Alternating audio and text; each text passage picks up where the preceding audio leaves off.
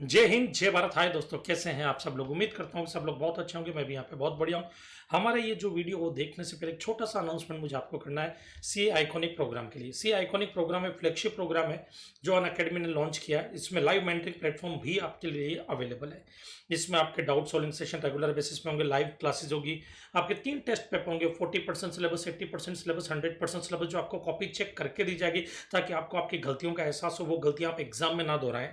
Weekly test लिया जाएगा, printed books दी जाएगी, स्टडी मटेरियल जो होगा प्रिंटेड फॉर्म में रहेगा। आपके डिस्कॉर्ड की फैसिलिटी अवेलेबल है, अनलिमिटेड एक्सेस अवेलेबल है, स्ट्रक्चर कोर्स आपको मिलेगा। उसके अलावा सब्सक्रिप्शन में 12 मंथ, 24 मंथ, 36 मंथ का सब्सक्रिप्शन अवेलेबल है और मंथली पेमेंट की फैसिलिटी भी है, जिसमें ग्रुप 1, ग्रुप 2 और आप कॉम्बो का ऑफर भी सेलेक्ट कर सकते हैं। CAMG लाइव कोड यूज करने पर आपको मिलेगा एडिशनल डिस्काउंट। तो अब आप एंजॉय कीजिए इस वीडियो को। हम मिलते हैं हमारे नेक्स्ट सेशन में, तब तक के लिए जय हिंद, जय भारत।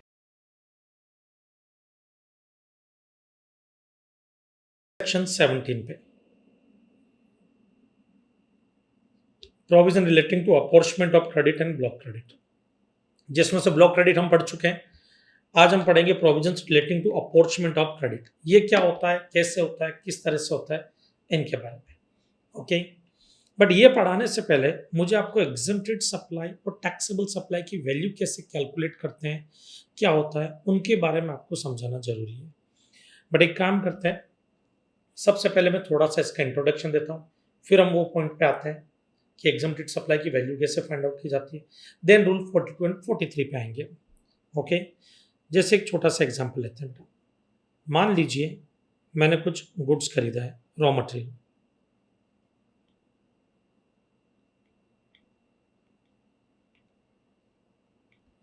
कितना, 1000 kilogram.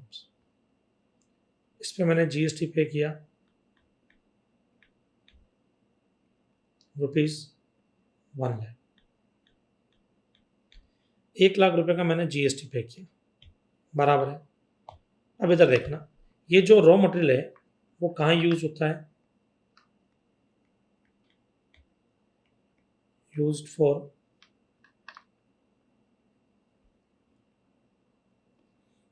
Exempted supply. Exempted supply के लिए यूज करता हूं मैं, तो क्या मुझे क्रेडिट मिलेगा? क्वेश्चन ये है, क्रेडिट मिलेगा? No, ITC not allowed. अगर मैं टैक्सेबल सप्लाई के लिए यूज करता हूं तो यहां पे आईटीसी मिलेगा।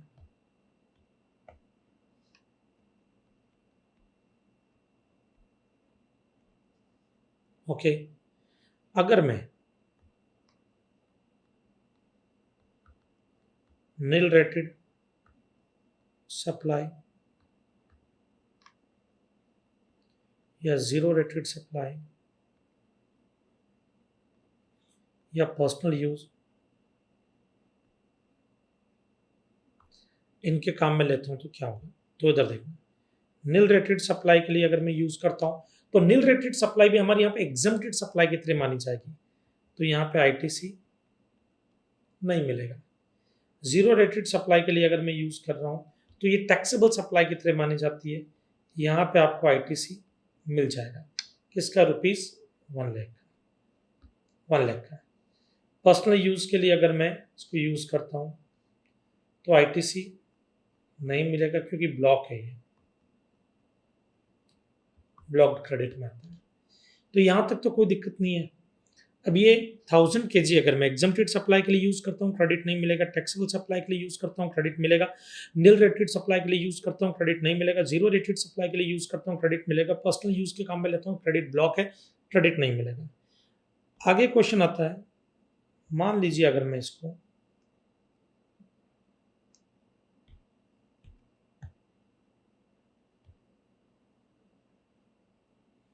मैं अगर इसको टैक्सेबल सप्लाई के लिए भी यूज करता हूँ, कुछ रॉ मटेरियल टैक्सेबल सप्लाई के लिए यूज करता हूँ, कुछ एग्जम्प्टेड सप्लाई के लिए यूज करता हूँ, कुछ पर्सनल यूज के काम में लेता हूँ, बराबर, कुछ जीरो रेटेड सप्लाई के लिए यूज करता हूँ, कुछ नील रेटेड सप्लाई के लिए यूज करता हूँ।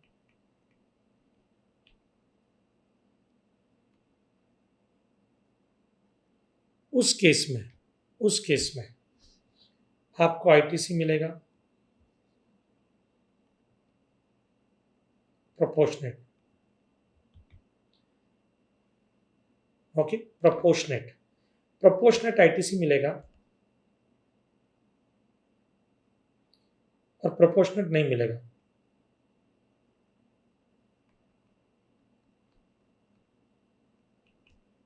प्रोपोर्शनेट मिलेगा और एक प्रोपोर्शनेट नहीं मिलेगा। कितना मिलेगा? विच इज रिलेटेड टू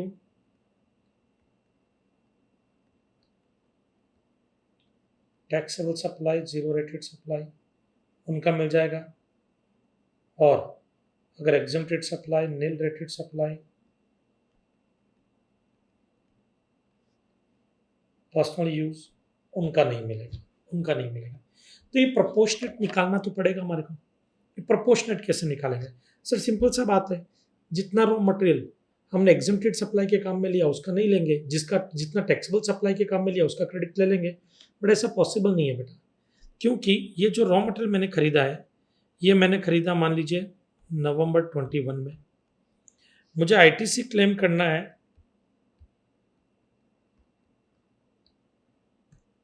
मुझे आईटीसी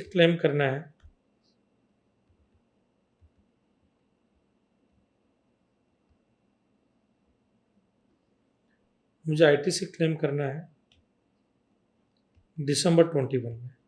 और ये रॉ मटेरियल से मैं जो ये गुड्स बनाऊंगा, taxable supply, exempted supply, personal use, zero rated, nil rated, मान लीजिए फेब 2022 में बनाऊंगा, मार्च में बनाऊंगा, तो मार्च 2022 में ये मटेरियल यूज होगा, बट क्रेडिट तो मुझे दिसंबर में लेना है। तो मैं प्रोपोर्शनल दिसंबर में कैसे निकाल लूँ इसका? तो सर एक काम करते हैं, वेट करते हैं तब तक। बेटा मान लीजिए मार्च में भी नहीं बनाया मैंने अगले साल अक्टूबर के बाद में बनाया, तो मैं क्रेडिट तो ले ही नहीं सकता, क्योंकि क्रेडिट लेने की भी एक टाइम लिमिट होती है। नेक्स्ट फाइनेंशियल ईयर का 20 अक्टूबर और date of filing of annual return whichever is earlier. अब तब गवर्नमेंट ने बोला यार बोर्ड सब प्रोपोर्शनेट तो लेना होगा, बट प्रोपोर्शनेट के लिए जो बेस होगा वो टर्नओवर को लेंगे। और टर्नओवर कौन सा होगा? जिस पीरियड में आपने ये खरीदा है, कौन से मंथ में खरीदा? Turnover of November. तो बेस क्या माना जाएगा प्रोपोर्शनेट के लिए? टर्नओवर ऑफ नवंबर 21, जब रॉ मटेरियल खरीदा। बट मान लीजिए नवंबर 21 में कोई आउटवर्ड सप्लाई की नहीं आपने, कोई टर्नओवर था ही नहीं, तो अक्टूबर का बेस मान लो, अक्टूबर का वो भी नहीं है, सितंबर का बेस मान लो। तो हमको प्रोपोर्शनेट कैसे निकालते हैं वो हम पढ़ेंगे, और इसके लिए आपको रूल 42 एंड 43 की नॉलेज होनी बहुत जरूरी है। वो बनाई इस पॉइंट की वजह से, रूल 42 43 कॉमन क्रेडिट को लेकर के बनाए, उसको बोलते हैं कॉमन क्रेडिट। ओके, जो टैक्सेबल और एग्जम्प्टेड दोनों के काम में आ रहा है।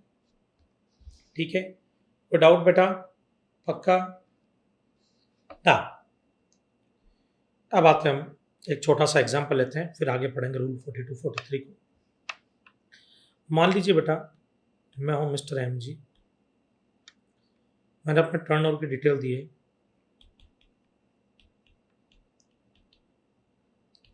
Details of outward supply.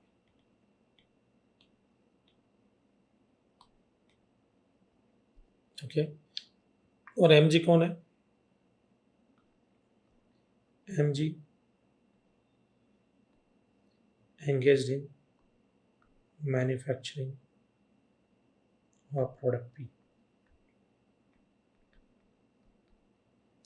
जरूरी मैन्युफैक्चरिंग सर्विस प्रोवाइडर भी हो सकता हूँ, डीलर भी हो सकता हूँ, खाली एग्जांपल में मैंने मैन्युफैक्चर बनाया खुद को। मेरा टर्नओवर क्या क्या है?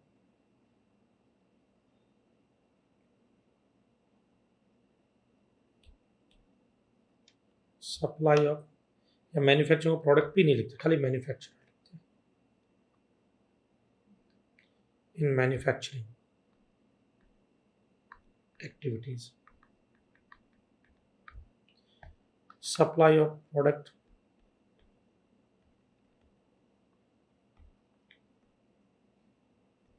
$10 lakhs, जीएसटी लगता है spread the rate of 18%। Supply of product Q 12 lakhs, GST लगता है eight the rate of 12%। Supply of product are 5 lakhs nil rated. Supply of product as 15 lakhs exempted supply. Notification issue करके इसको exempt किया गया है, exempted supply.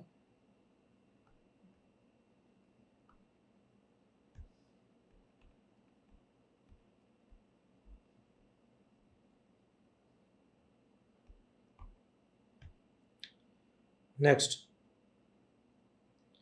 interest income, interest received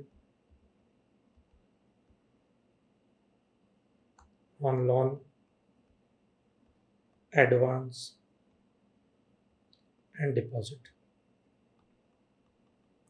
मैंने bank में पैसा जमा कराया, बैंक मेरा पैसा यूज करता है, इन्वेस्ट वगैरह करता है, बैंक से मुझे ब्याज मिलता है, इंटरेस्ट मिलता है. ओके, तो मैं यहाँ पे सप्लायर हूँ, बैंक रिसिपिएंट है. सप्लायर कौन होता है? जिसको पैसा मिलता है, पैसा मुझे मिल रहा है, इंटरेस्ट का, ब्याज का पैसा मुझे मिल रहा है. तो बैंक मेरा पैसा यूज कर रहा है, उपयोग में ले रहा है, जिसके बदले मुझे ब्याज दे रहा है, इंटरेस्ट दे रहा है.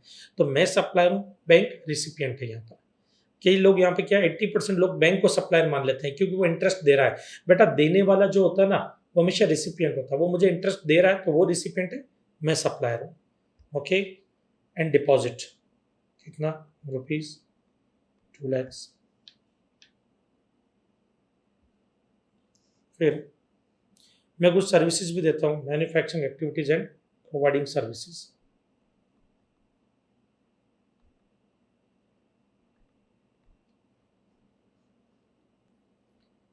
ना नेक्स्ट एक और केस ले लेते हैं अपन यहाँ पर कि MG provide services by way of transportation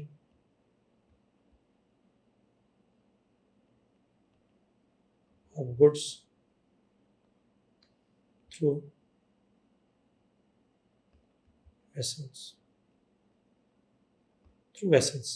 MG provides services by way of transportation of goods through vessels.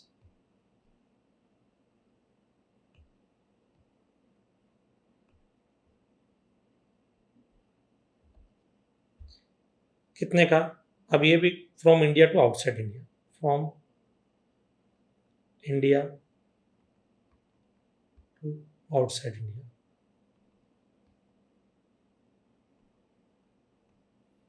कितने का? 3 lakhs का. नेक्स्ट आता आपके सेल ऑफ शेयर. इसमें सेलिंग प्राइस है 2 lakhs, मार्केट वैल्यू है उस शेयर की 2.2 lakhs और फेस वैल्यू है उस शेयर की 1.5 lakhs. मतलब कुछ शेयर्स थे मेरे पास में जिनको मैंने 1.5 lakhs फेस वैल्यू पे लिया था, मार्केट वैल्यू 2.2 lakhs है, बट मैंने 2 लाख में बेच दिया उनको. मुझे कुछ पैसों की अर्जेंट जरूरत होगी, बेच दिया मैंने.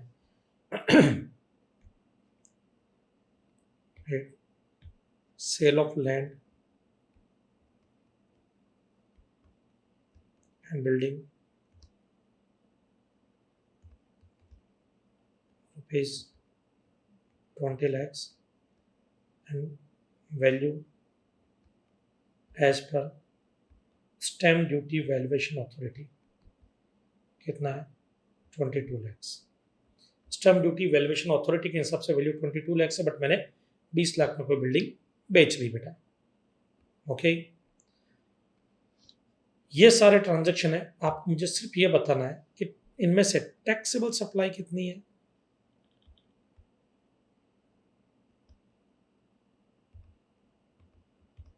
उसका अमाउंट कितना है, और एग्जेम्प्टेड सप्लाई का कितना है.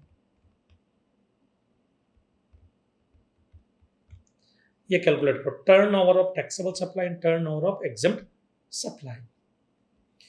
ना अब इधर देखना बेटा, टैक्सेबल सप्लाई,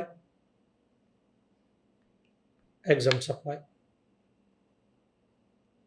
ओके, सबसे पहली चीज आप जब इसको सोल्व करोगे तो पहला वाला पॉइंट आपको सप्लाई ऑफ प्रोडक्ट भी टैक्सेबल लग रहा है, तो आप लिख दोगे 10 लाख टैक्सेबल सप्लाई में, बराबर है। दूसरा क्यू भी आपको टैक्सेबल लग रहा है, वहां पे भी आप टैक्सेबल में 12 लाख लिख दोगे। थर्ड केस आपको आर जो है प्रोडक्ट वो नील रेटेड सप्लाई है, वो एग्जम्प्ट सप्लाई है, 5 लाख एग्जम्प्ट सप्लाई में लिख दोगे। फिर fourth case S exempted supply है, वो आप 15 लाख में लिख दोगे। Interest received on loan advance deposit, loan advance और डिपॉजिट, इस पे मुझे ब्याज मिला। एक्चुअल में ये जो होता है, बराबर, एक्चुअल में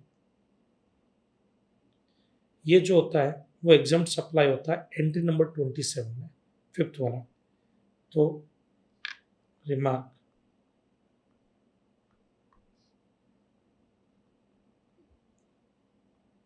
actually it is exempt supply, but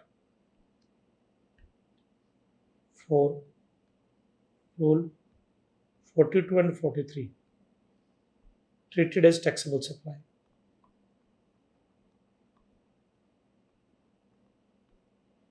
ध्यान से सुनना ये क्या कहना चाहता है। Interest received on loan advance deposit के बारे में आ जाओ। Interest on loan advance deposit, supplier अगर बैंक है, फाइनेंशियल इंस्टीट्यूशन है या एनबीएफसी है, मतलब बैंक किसी को लोन देता है और ब्याज लेता है। जैसे बैंक ने किसी को लोन दिया फिर उससे ब्याज लिया, ये बैंक है, इन्होंने मुझे लोन दिया, मैं इनको इंटरेस्ट पे कर रहा हूँ। अब ये इंटरेस्ट इनकम हमेशा एग्जम्प्ट होती है, एंट्री नंबर 27 में एग्जम्प्ट होती है।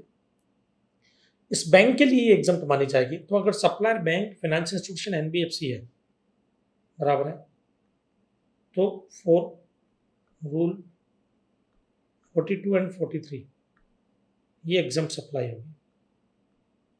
लेकिन अगर सप्लायर अदर देन बैंक है,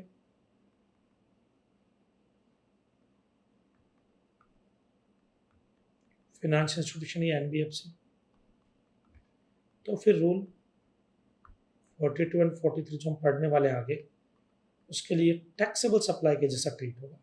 रीजन क्या है, कारण सुनना। मैं एक मैन्युफैक्चरर हूँ, मैं गुड्स मैन्युफैक्चर करता हूँ, ये टॉयज बना करके मैं बेचता हूँ, ये टॉयज टैक्सेबल सप्लाई है। ये टॉयज क्या है बेटा, टैक्सेबल सप्लाई है। मेरा काम क्या है, टॉयज मैन्युफैक्चर करना और इनको बेचना। मैं टॉयज मैन्युफैक्चर करके सप्लाई करता हूँ, सेल करता हूँ, ये मेरा बिजनेस है, मैं टैक्सेबल सप्लाई करता हूँ। तो जो भी प्लास्टिक मैंने खरीदा या जो भी इनवर्ट सप्लाई मुझे मिली, सबका क्रेडिट मुझे मिलना चाहिए। मैंने क्या किया, बैंक में पैसा डिपॉजिट करवाया, उसका ब्याज मिला मुझे, अब वो इंटरेस्ट तो एग्जम्प्टेड सप्लाई होगी। अब यहाँ पर क्या हो गया कि गवर्नमेंट ने बोल दिया महेश गौड़ तुम तो दो सप्लाई कर रहे हो, टैक्सेबल भी है और एग्जम्प्टेड सप्लाई भी। अरे मैंने कहा जी मैं तो सिर्फ टॉयज बेचता हूँ और कुछ नहीं करता। बोले नहीं, तुमने ब्याज, तुमने बैंक में पैसा जमा कराया, उसका ब्याज मिला ना तुम्हारे को, वो इंटरेस्ट इनकम हो गई ना, वो एग्जम्प्टेड सप्लाई होती है 27 में, तो तुमको पूरा क्रेडिट नहीं मिलेगा, प्रोपोर्शनेट मिलेगा। मतलब बैंक में पैसा जमा कराना गुनाह हो गया मेरे लिए कि मुझे क्रेडिट पूरा नहीं मिलेगा। तब गवर्नमेंट ने बोला घबराओ मत महेश गौड़, अगर तुम बैंकिंग कंपनी हो, फाइनेंशियल इंस्टीट्यूशन हो, एनबीएफसी हो, तो ही हम रूल 42 43 के लिए इसको एग्जम्प्टेड सप्लाई मानेंगे, अदरवाइज ये टैक्सेबल सप्लाई की तरह ट्रीट होगी तुम्हारे लिए। तो यहाँ पर एमजी जो है हमारे इस क्वेश्चन में देखो, एमजी जो है वो बैंक नहीं है, एंगेज्ड इन मैन्युफैक्चरिंग एक्टिविटी या providing services. Bank, financial institution, NBFC नहीं है।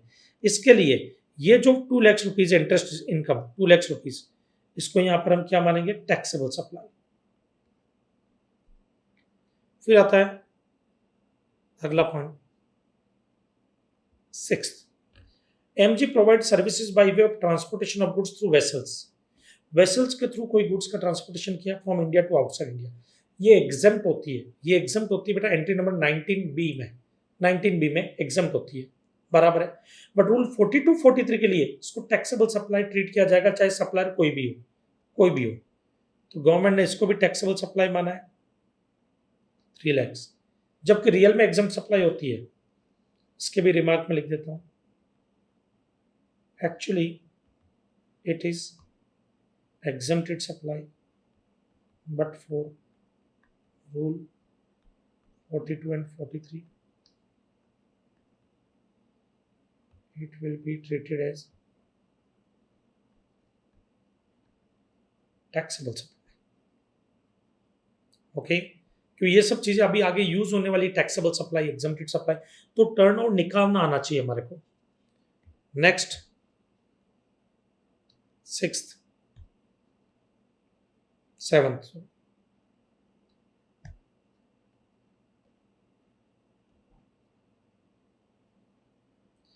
Sale of share. अब शेयर को मैंने बेचा कितने में, 2 lakhs में। अब शेयर जो होता है ना वो एग्जम्प्टेड सप्लाई होता है, ये हम जानते हैं। बट शेयर को अगर आप बेचते हो तो क्वेश्चन है कि क्या 2 लाख एग्जम्प्टेड सप्लाई माना जाएगा या 2.2 lakhs माना जाएगा, फेस वैल्यू 1.5 lakhs। तो यहाँ पे एक इंटरेस्टिंग चीज बताता हूँ। रियल में शेयर क्या है? शेयर ना तो गुड्स है ना सर्विस है, दोनों की डेफिनेशन में नहीं आता शेयर एंड सिक्योरिटीज, बट उनका ट्रीटमेंट एग्जम्प्टेड सप्लाई की तरह होता है, इसके लिए उसको एग्जम्प्टेड सप्लाई मान दिया गया है। बट यहाँ पर पूरी वैल्यू के एग्जम्प्टेड सप्लाई नहीं मानते हैं। यहाँ पे शेयर के केस में एग्जम्प्टेड सप्लाई कितना माना जाएगा 1% ऑफ सेलिंग प्राइस। यहाँ पे रिमार्क में 1% of selling price will be treated exempted supply. Sir बाकी के टैक्सेबल नहीं, टैक्सेबल तो बिल्कुल भी नहीं माना जाता इसको, तो यहाँ पे तो मैं ब्लैंक कर रहा हूँ। और यहाँ पे सिर्फ 1% लेंगे हम सेलिंग प्राइस का, 2 lakhs का 1%। 2 lakhs का 1% बोले तो 2000 रुपीज से 2000 रुपीज। ओके नेक्स्ट आते हैं 8 point, sale of land and building 20 lakhs। Land और बिल्डिंग को अगर आप बेचते हो, कितने में बेचा ये इंपॉर्टेंट नहीं, स्टैम्प ड्यूटी वैल्यूएशन अथॉरिटी की जो वैल्यू होती है उसी को एग्जम्प्टेड सप्लाई मानोगे, चाहे वो कम हो चाहे ज्यादा हो। यहाँ पे 22 lakhs है तो 22 lakhs value as per stamp duty valuation authority, उसको एग्जम्प्टेड सप्लाई मानते हैं। तो ये कुछ चीजें थी जो आपको पता होनी चाहिए थी। अब आ जाओ टैक्सेबल सप्लाई कितना हो गया, 12 + 10 22 22 23 24 और 3 27 lakhs। इधर कितना हो जाएगा 42 lakhs 2000 42 lakhs 2000। ओके ये आपका एग्जम्प्टेड सप्लाई टैक्सेबल सप्लाई निकालना आना चाहिए। एक बार एक क्वेश्चन आ गया था कि एग्जम्प्टेड सप्लाई कितना होता है, टैक्सेबल सप्लाई कितना होता है, वो बताओ। अब इधर देखना बेटा,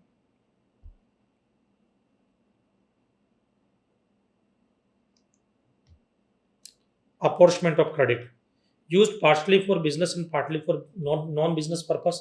तो partially business partially non business purpose के लिए यूज होते हो, या पार्शली टैक्सेबल सप्लाई के लिए यूज करते हो, या पार्शली एग्जम्प्टेड सप्लाई के लिए यूज करते हो, तो आईटीसी अवेलेबल होगा। कितना एट्रीब्यूटेबल टू बिजनेस पर्पस, या एट्रीब्यूटेबल टू टैक्सेबल सप्लाई, या जीरो रेटेड सप्लाई। मतलब taxable supply, zero rated supply business purpose के लिए जो यूज करते हो उसका क्रेडिट मिलेगा, नॉन बिजनेस पर्पस के लिए एग्जम्प्टेड सप्लाई के लिए यूज करते हो उसका क्रेडिट नहीं मिलेगा। Section 17 subsection 3, exempt supply includes supply charged to tax under reverse charge transactions in securities, sale of land or sale of building when enter consideration received post completion certificate। मतलब exempted supply के अंदर share securities भी आएगा, outward supply जिस पे RCM लगता है वो भी आएगा, लैंड एंड बिल्डिंग भी आएगा। तो ये ऑलरेडी हमने डिस्कस कर लिया था पहले ही सेशन में, जिसमें हमने पढ़ा था कि टैक्सेबल सप्लाई क्या होता है, एग्जम्प्ट सप्लाई क्या होता है। Note the value of exempt supply in respect of land and building, value adopted for paying stamp duty, जिस पे स्टैम्प ड्यूटी पे करोगे, और सिक्योरिटी में 1% of sale value of securities, 1% selling price of securities. Okay यहां तक किसी को कोई डाउट? अब हम करेंगे रूल 42। नौ बेटा अब आते हैं रूल 42 एंड 43। ये कब कौन सा रूल एप्लीकेबल होता है पहले वो समझते हैं, फिर हम रूल 42 के बारे में समझते हैं। इधर आओ,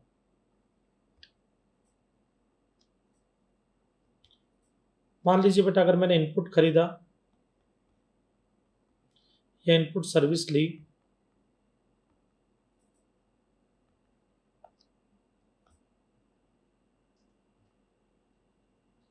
मैंने इनपुट खरीदा या इनपुट सर्विसेज ली, बराबर है, और इसको अगर मैं टैक्सेबल सप्लाई के काम में ले रहा हूं तो आईटीसी मिलेगा, एग्जम्प्टेड सप्लाई के काम में ले रहा हूं तो आईटीसी नहीं मिलेगा। लेकिन अगर इसको मैं taxable supply and exempted supply दोनों के काम में ले रहा हूं, दोनों के काम में, या पर्सनल यूज के काम में भी ले रहा हूं, तो उस केस में क्रेडिट आपको पूरा मिलता है। इनपुट टैक्स क्रेडिट आप पूरा क्लेम करोगे, फिर उसका कुछ पार्ट आप रिवर्स कर दोगे, मतलब आउटपुट टैक्स लायबिलिटी में ऐड करके डिपार्टमेंट को पे कर दोगे। जीएसटी में रिवर्स यहाँ पे कैसे होता है बेटा, उस अमाउंट को आउटपुट टैक्स लायबिलिटी में ऐड करने का और फिर पे कर देने का। तो आउटपुट टैक्स लायबिलिटी में ऐड करके फिर आप पे कर देते हो उसको। ओके, तो इधर देखो बेटा, taxable supply and exempted supply दोनों के काम में आ रहा है। तो बेटा यहाँ पे वो प्रोपोर्शनेट निकालने के लिए आपको रूल 42 की जरूरत होगी, आपको रूल 42 एप्लीकेबल करना होगा। क्या एप्लीकेबल होगा? रूल 42। दूसरा केस है, अगर आपने कोई कैपिटल गुड्स लिया,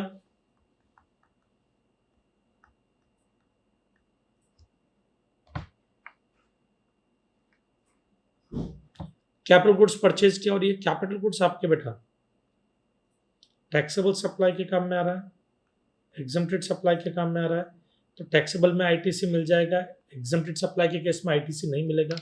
लेकिन अगर कोई capital goods taxable supply and exempted supply दोनों के काम में आ रहा है तो फिर क्या होगा? तो कोई भी कैपिटल गुड्स अगर दोनों के काम में आ रहा है तो रूल 43 लगता है, रूल 43 लगता है। ओके, तो पहले हम रूल 42 पढ़ेंगे, उसके बाद में हम रूल 43 पे आएंगे। ओके, चलो पहले हम रूल 42 का एक एग्जांपल से समझते हैं इसको। सपोज कीजिए बेटा, ये है मिस्टर एम जी, परचेज्ड और received some inputs and input services, input services को आईपीएस लिख देते हैं शॉर्ट में। कुछ इनपुट और कुछ इनपुट सर्विसेज जो है वो मैं रिसीव करता हूँ, मुझे मिलती है। ओके, तो मिस्टर एम जी परचेज्ड और रिसीव्ड सम इनपुट्स और इनपुट सर्विसेज। ओके, अब ये कब, कौन से महीने मिली मैंने? 4 नवंबर 21 मान लो, नवंबर 21 में मैंने ये परचेज की। ओके, तो नवंबर 21 की कुछ डिटेल्स आपको मैं दे देता हूं। यहाँ पे देखो बेटा,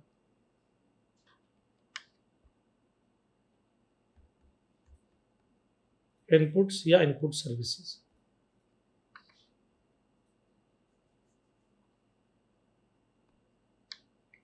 मान लेते A B C D E F G, ये कुछ इनपुट है या इनपुट सर्विसेज, दोनों में से कोई भी हो। जीएसटी पे किया इन पर, GST paid and used for, कि ये इनपुट और इनपुट सर्विस किसके लिए यूज होगी? Used for. तो आ जाओ, 20,000 का जीएसटी पे किया मैंने ए पे, यूज्ड फॉर एग्जम्प्टेड सप्लाई। मतलब ए एक ऐसा इनपुट है या इनपुट सर्विस है जो सिर्फ एग्जम्प्टेड सप्लाई के काम में आता है और किसी काम में नहीं आएगा, सिर्फ एग्जम्प्टेड सप्लाई के काम में आएगा। बी 30,000 जो सिर्फ नील रेटेड सप्लाई के लिए काम में आता है। सी 35,000 जो ब्लॉक है। डी 40,000 जो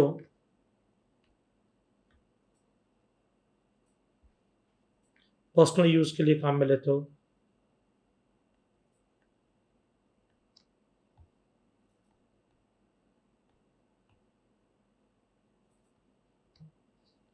ई 45,000 जो टैक्सेबल सप्लाई के काम में आ रहा है।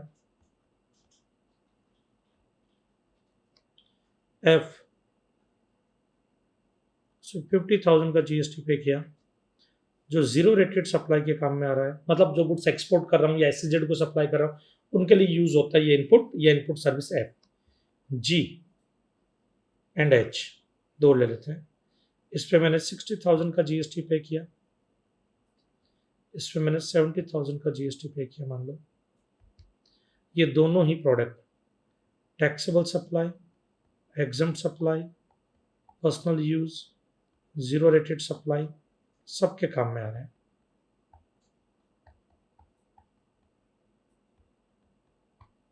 सबके काम में आते हैं ना। अब इधर देखना, दिसंबर मंथ में जब मुझे क्रेडिट लेने की बारी आएगी, दिसंबर 21, मुझे इनपुट टैक्स क्रेडिट लेना होगा, तो मैं किसका क्रेडिट लूंगा? तो देखो, ए का नहीं मिलेगा, बी का भी नहीं मिलेगा, सी का नहीं मिलेगा, डी का नहीं मिलेगा, ये तो आपको पता है। क्वेश्चन है ई एफ पूरा क्रेडिट मिलेगा। ई और एफ इनका अमाउंट मैं इलेक्ट्रॉनिक क्रेडिट लेजर में डाल दूंगा। Electronic credit laser common credit,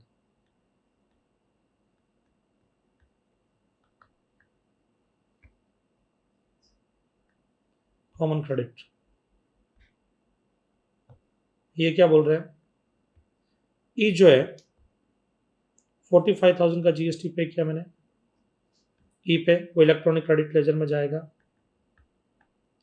F जो है उस पर 50,000 का जीएसटी पे किया, उसका भी पूरा क्रेडिट मिलेगा मुझे, क्योंकि zero rated supply taxable supply होती है, और ये दोनों कॉमन क्रेडिट नहीं है। लेकिन क्वेश्चन क्या है? क्वेश्चन है जी और एच को लेकर के। जी और एच जो है, ये दो प्रोडक्ट ऐसे हैं जो कॉमन क्रेडिट में कवर होंगे, क्योंकि ये टैक्सेबल और एग्जम्प्टेड सप्लाई दोनों के काम में आते हैं। तो ऐसे केस में इनका पूरा क्रेडिट मिलेगा। पहले आपको इलेक्ट्रॉनिक क्रेडिट लेजर में इनका पूरा क्रेडिट मिलेगा। तो आप 60,000 और 70,000 पूरा का पूरा अमाउंट इलेक्ट्रॉनिक क्रेडिट लेजर में डाल दो। अब आपके नवंबर मंथ का क्रेडिट अगर आप देखेंगे तो कितना क्रेडिट हो जाएगा नवंबर मंथ का, आप देखो। हाँ, अब अगर हम देखें हमारा 45,000 प्लस 50,000 प्लस 60,000 प्लस 70,000, टोटल 2,25,000, इतना क्रेडिट हम यूज कर सकते हैं दिसंबर मंथ में, नवंबर मंथ की लायबिलिटी वगैरह पे करने के लिए। कॉमन क्रेडिट इनमें से कितना होगा? ये आपका कॉमन क्रेडिट होगा बेटा 60,000 और 70,000। कॉमन क्रेडिट का भी पूरा क्रेडिट आपको मिलता है, पूरा क्रेडिट आप पहले लोगे। टोटल कितना हो गया? 1,30,000। अब ये जो 1,30,000 है ना कॉमन क्रेडिट, इसका एक पार्ट, एक प्रोपोर्शनेट आपको रिवर्स करना होगा। क्यों?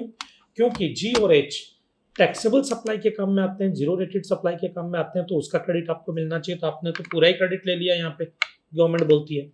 लेकिन लेकिन लेकिन अब जो एग्जम्प्टेड सप्लाई के काम में आता है, पर्सनल यूज के काम में आता है, उसका प्रोपोर्शनेट तो आपको रिवर्स करना चाहिए। हमने बोला बात तो सही है, तो बोले वो आज ही रिवर्स कर दो। तो बोले बट रिवर्स करने के लिए बेस क्या माने? बोले नवंबर मंथ का टर्नओवर बेस मान लो। नवंबर का ही ट्रांजेक्शन है ये, नवंबर 21 का, उसका टर्नओवर बेस मान लो। अगर उसका टर्नओवर नहीं है तो अक्टूबर 21 का मान लो, अक्टूबर का नहीं तो सितंबर 21 का मान लो। जो भी टैक्सेबल पीरियड है पिछला, उसका आप बेस मान सकते हो। बोले ठीक है। अब इधर देखना बेटा, टर्नओवर के बारे में बात कर लेता हूं। Turnover, taxable supply, zero rated supply, exempt supply, personal use. PU मतलब personal use,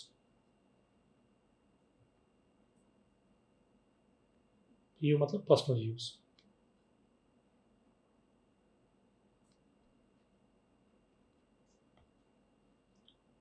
taxable supply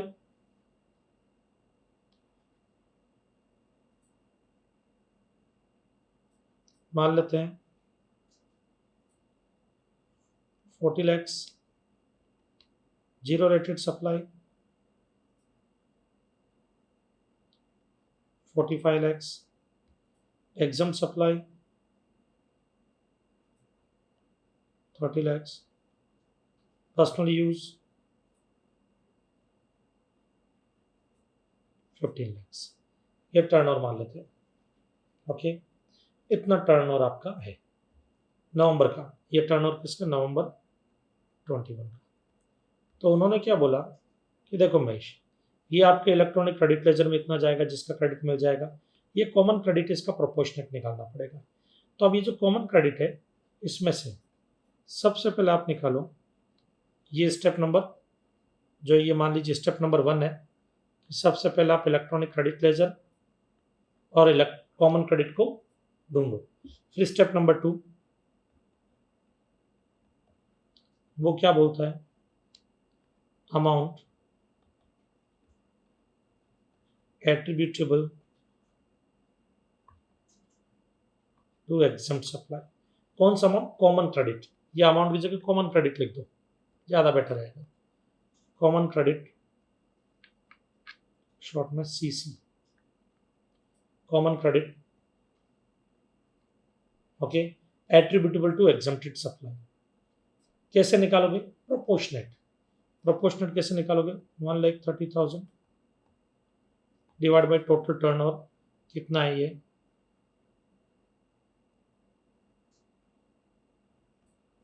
130 lakhs divide by 130 lakhs multiply by exempted supply.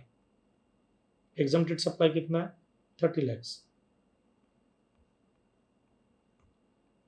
कितना आएगा आपके ये?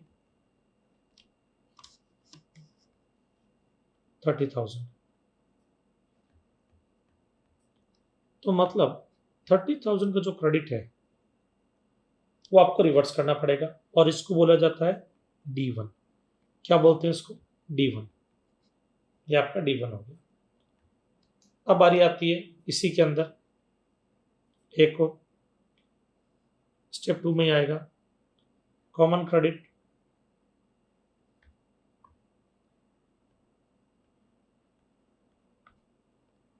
Common credit attributable to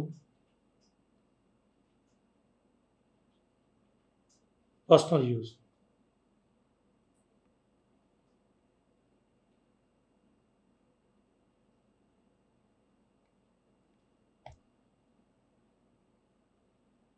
personal use, personal use के लिए common credit जो है, common credit में से पर्सनल यूज का पार्ट कितना है?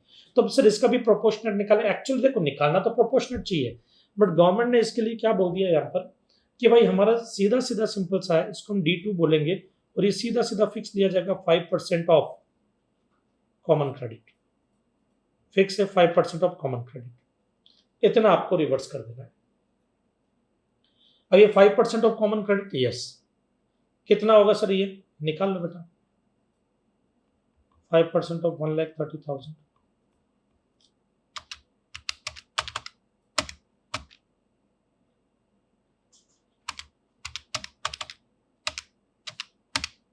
$6,500। ये आपका D2 होगा। ये भी आउटपुट टैक्स लायबिलिटी में ऐड होगा क्योंकि ये भी रिवर्स करना है। ओके, अब बैलेंस जो है वह एलिजिबल कॉमन क्रेडिट, क्या बोलते हैं उसको? Eligible common credit, common credit C3। ये कितना होता है? कॉमन क्रेडिट, कॉमन क्रेडिट को भी एक देखो, एक में C2 भी बोला जाता है। C2 जरूरी नहीं कि आपको ये सब चीजें लिखना, C2 D1 D2 लिखना चाहो तो लिख सकते हो, नहीं तो आप पूरा पूरा यूज कर सकते हो। Common credit attributable to exempted supply, ये भी लिखोगे तब भी चलेगा एग्जाम में। C3 क्या होता है? C2 जो कॉमन क्रेडिट है माइनस D1 माइनस D2, कितना आएगा ये? 1,30,000।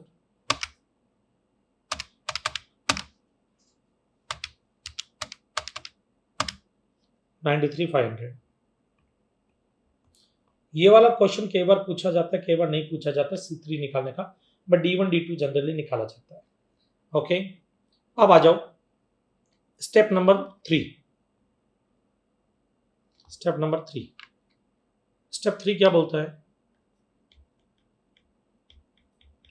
Net liability.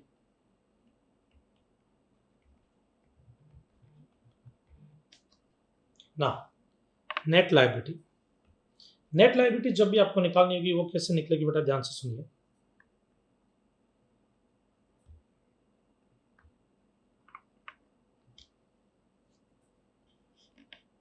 सबसे पहले पर्टिकुलर वगैरह आप तो लिख ही लेना हो सकते हो, पर्टिकुलर अमाउंट। अब कॉलम 3 बनाओगे, CGST, SGST, IGST। मैं एक ही बना रहा हूँ क्योंकि हमारे इस क्वेश्चन में मैंने एक ही अमाउंट लिया है जीएसटी का। हम प्रिज्यूम करेंगे कि ये IGST है। ये क्या है? IGST है। ओके, चलो सबसे, और यही फॉर्मेट आपको हमेशा नेट लायबिलिटी के लिए यूज करना है। सबसे पहले आप लिखोगे टैक्स ऑन आउटवर्ड सप्लाई। जो भी आउटवर्ड सप्लाई उस पर कितना टैक्स लगेगा वो, फिर उसमें आप ऐड करोगे amount added in output tax liability, tax liability मतलब वो अमाउंट जो रिवर्स होने वाला है, जिसको आपको रिवर्स करना है। तो आपकी टोटल लायबिलिटी मालूम चल जाएगी, टोटल लायबिलिटी आ जाएगी। टोटल लायबिलिटी आने के बाद में उसको नाम दे देते हैं A, less input tax credit.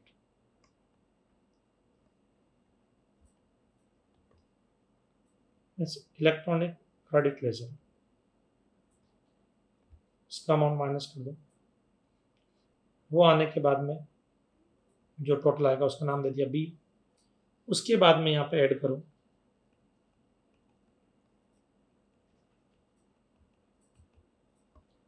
Liability under reverse charge mechanism.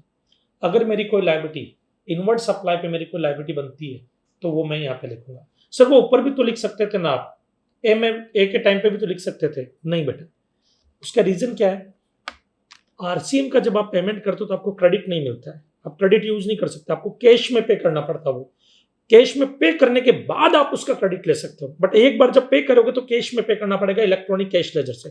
तो अगर गलती से भी मैं यहाँ पे लिख दूं एक यहाँ पर और बाद में क्रेडिट का अमाउंट बहुत ज्यादा और वो पूरा माइनस हो जाए, तो एग्जाम में ध्यान भी नहीं रहता अपन को कि हम आरसीएम का पेमेंट भी क्रेडिट के थ्रू कर दिया हमने। तो इसके लिए उसको लास्ट में नीचे रखने का। फिर जो आएगा उसको बोलते हैं नेट लायबिलिटी। नेट लायबिलिटी क्या बोलते हैं? Net liability. ओके, समझ में आया? या payment through electronic cash ledger, ये भी इलेक्ट्रॉनिक कैश लेजर के थ्रू होता है पूरा का पूरा। चलो अब आ जाओ, हमारे इस क्वेश्चन को ले लेते हैं। इसी क्वेश्चन में मान लेते हैं ये जो टैक्सेबल सप्लाई है हमारी, इसको ले लेते हैं। इस पे जीएसटी की रेट है मान लो 18%, 18% इस पर। ओके, 18% की रेट। तो आ जाओ, सबसे पहले tax on outward supply 18% of 40 lakhs, 40 lakhs का 18%। ओके, तो 18% 7,20,000।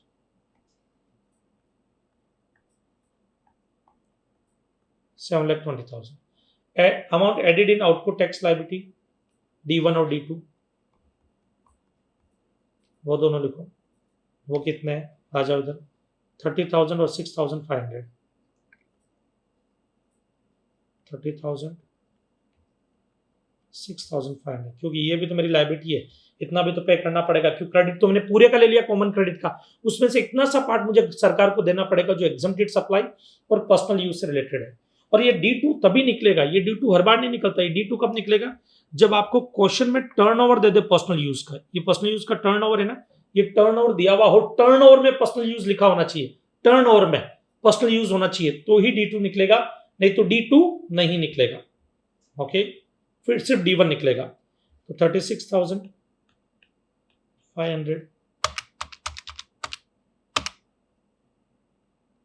756,500 less input tax credit. Electronic credit laser में जितना अमाउंट है वो क्रेडिट ले सकते हो, कितना? 2,25,000। ये 2,25,000, 2,25,000,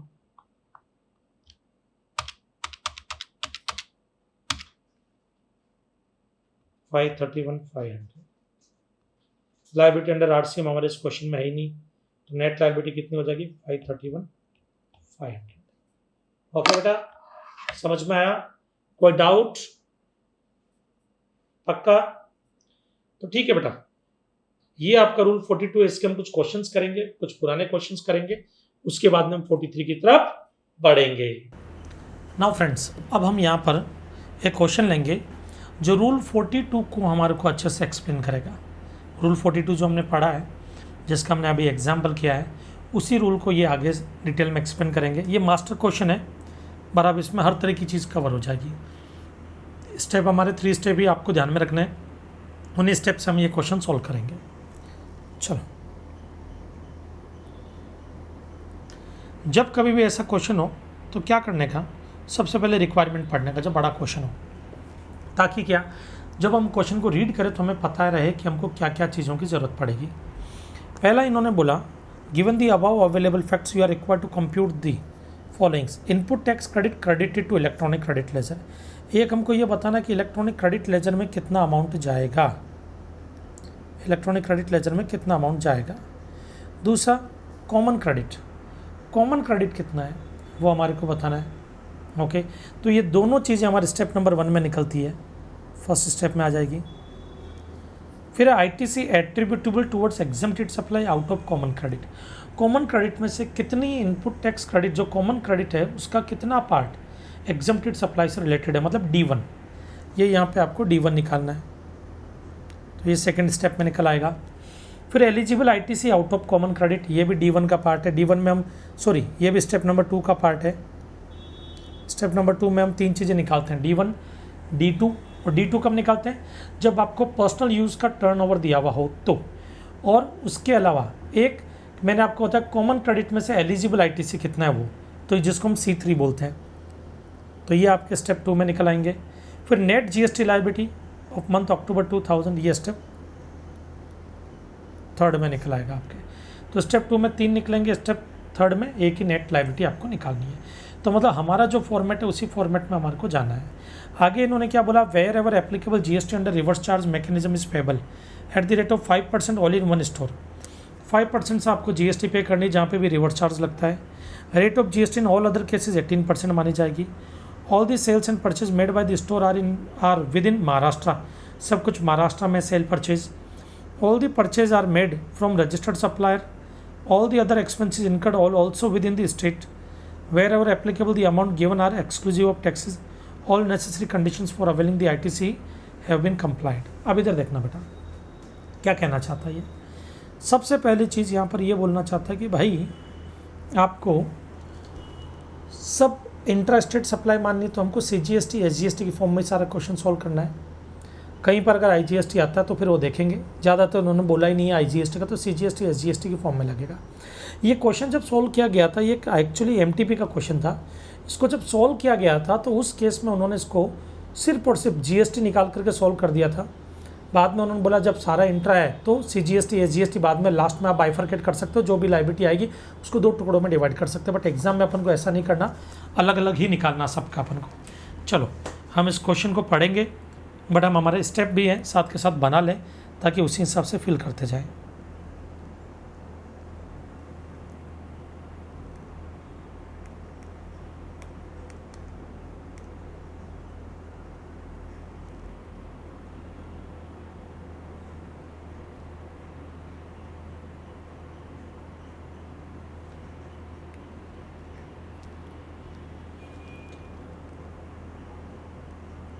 इलेक्ट्रॉनिक क्रेडिट लेजर,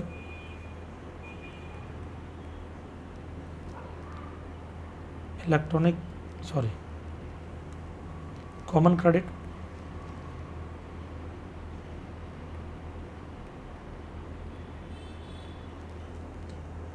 पार्टिकुलर, वहाँ पर आपको लिखना है कंप्यूटेशन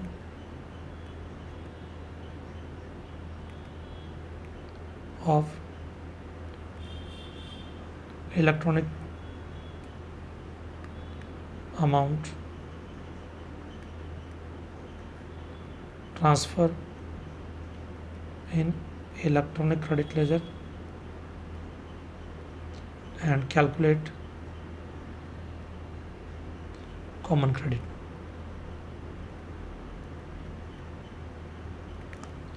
ये आपको निकालना है यहाँ पर। ओके ना, अब हम क्वेश्चन पढ़ेंगे, इन्फॉर्मेशन लिखते जाएंगे। दूसरा ये तो हो गया, स्टेप 1 आ जाएगा अपना। अब बारी आती है स्टेप 2 की। स्टेप 2 भी अपन को निकालना पड़ेगा, वो भी यहाँ पे बना ही लेते हैं। स्टेप 2 में हम क्या करते हैं, ये स्टेप 1,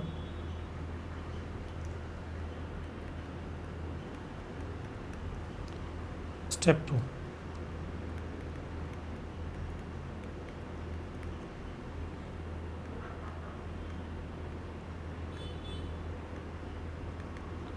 कॉमन क्रेडिट जो होगा उसमें से एट्रीब्यूटेबल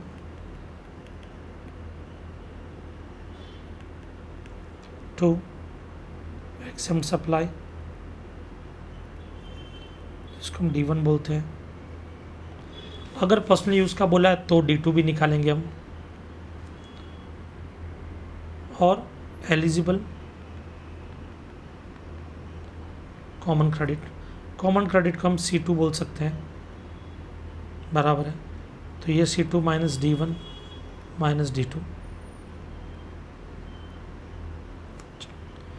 इसके बाद स्टेप नंबर 3 आता है हमारा,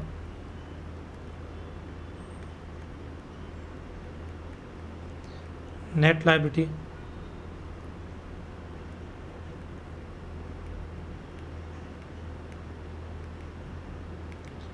कंप्यूटेशन ऑफ नेट लायबिलिटी।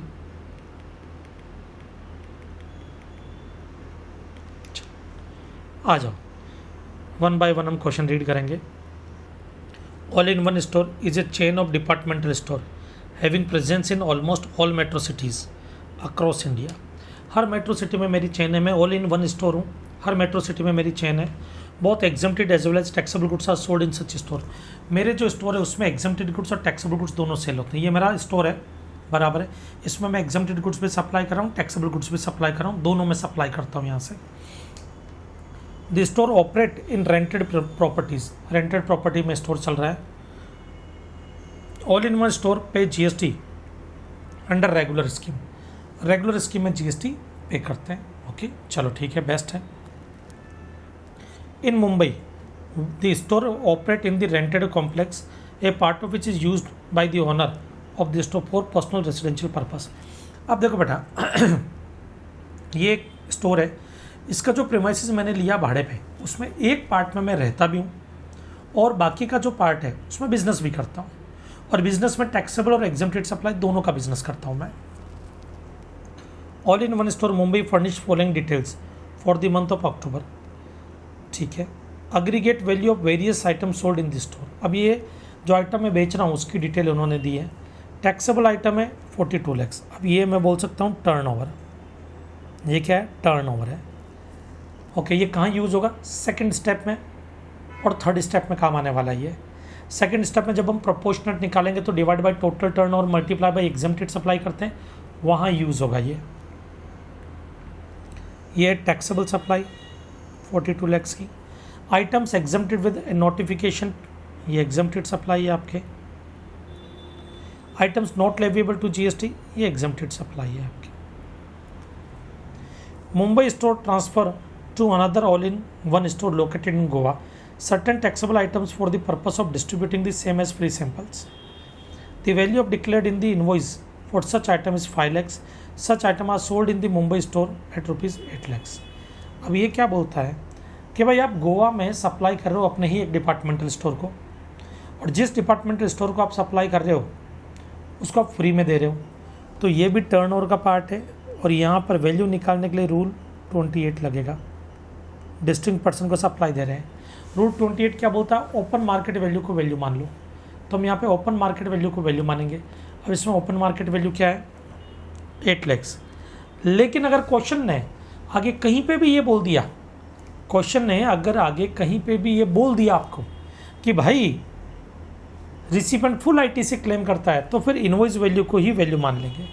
तो हाल फिलहाल क्वेश्चन साइलेंट है तो हम 8 लाख मानेंगे, और क्वेश्चन ने आगे कुछ इन्फॉर्मेशन दी तो हम 5 लाख भी मान सकते हैं। लेट्स से देखते हैं क्या होता है। नेक्स्ट है aggregate value of various items procured for being sold in the store. अब ये कुछ आइटम्स की ऐसी डिटेल दे रहे जो हमने परचेज किया।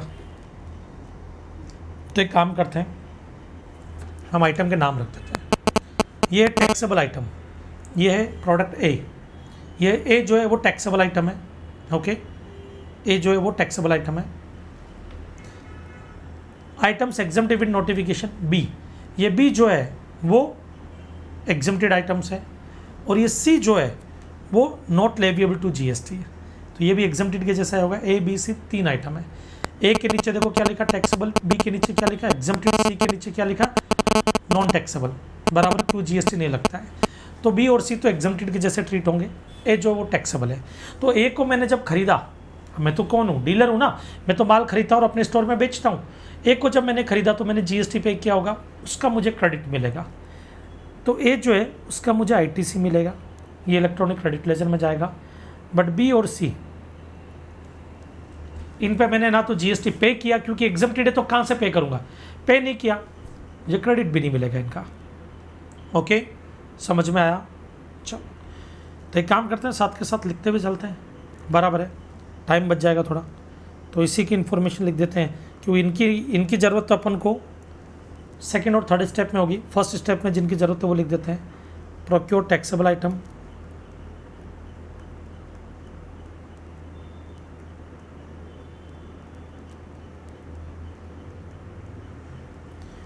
अब ये आपको वर्किंग नोट में लिखना पड़ेगा बेटा, 55 लाख का आईटीसी मिलेगा। इनटू रेट क्या दी थी इन्होंने नीचे, 18% बोला था ना, 18% मतलब 9%, 9% क्यों इंटरेस्ट रेट है। मैं यहाँ पे भी 2 कॉलम बनाने पड़ेंगे बेटा मुझे। ये कॉलम है CGST, ये कॉलम है SGST। CGST SGST 55 लाख का 9% कितना होता है,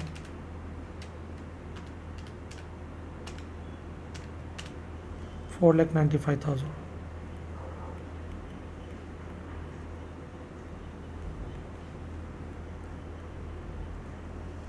सेकेंड,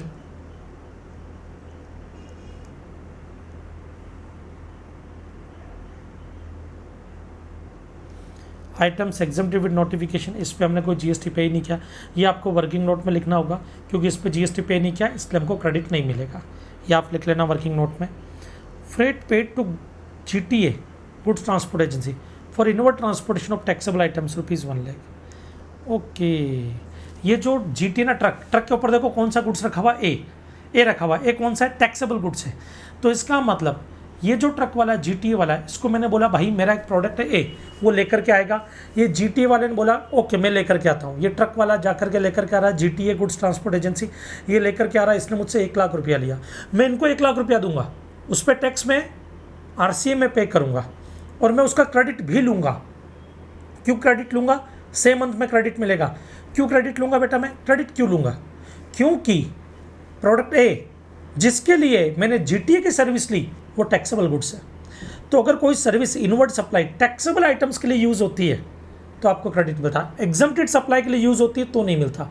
मतलब अगर यही GTA B और C को लेकर के आएगा तो RCA में मैं टैक्स पे करूँगा, RCA में मैं टैक्स पे करूँगा, बट उसका क्रेडिट नहीं मिलेगा, क्रेडिट नहीं मिलेगा मुझे। क्यों, क्योंकि वो एग्जम्प्टेड सप्लाई के लिए काम आई सर्विस। क्यों, क्योंकि B और C एग्जम्प्टेड है। जब भी मैं B और C को बेचूंगा टैक्स नहीं लगेगा। लेकिन ए एक ऐसी आउटवर्ड सप्लाई जो टैक्सेबल है, तो ए को जब GTA की सर्विस मिलेगी, ए के लिए जब GTA की सर्विस यूज़ करूँगा तो उस पर मैं जो टैक्स पे करूँगा उसका क्रेडिट मिलेगा मुझे। तो देखो एक तो ए है, ये वाला नीचे वाला भी देख लो, freight paid to GTA for inward transportation of exempted items.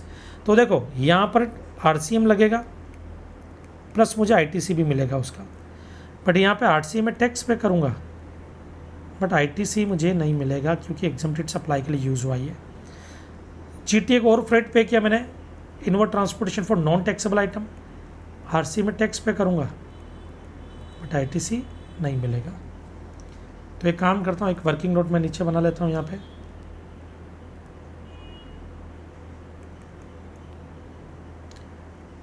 Tax liability under RCM,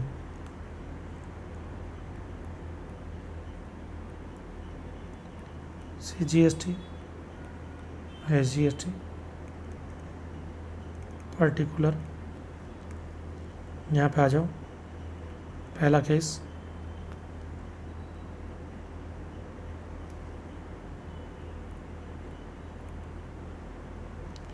freight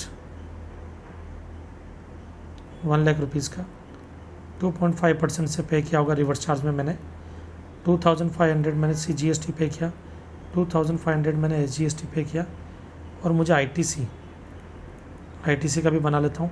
ITC मिलेगा बाकायदा मुझे CGST और SGST का 2500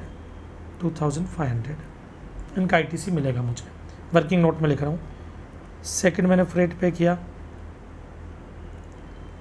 80,000 का, जो एग्जम्प्टेड सप्लाई के लिए था, तो मुझे पे तो करना पड़ेगा GST RCM में, बट इसका क्रेडिट नहीं मिलेगा मुझे। थर्ड मैंने फ्रेट पे किया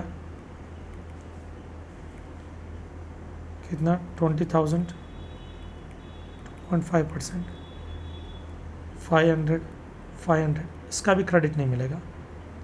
तो मुझे RCM में कितना पे करना पड़ेगा, तो RCM में मेरी लायबिलिटी आएगी 5,000 CGST, 5,000 SGST, बट क्रेडिट मुझे जो मिलेगा वो मिलेगा सिर्फ 2,500 का। तो यहाँ पर सेकंड में मैं टैक्स पेड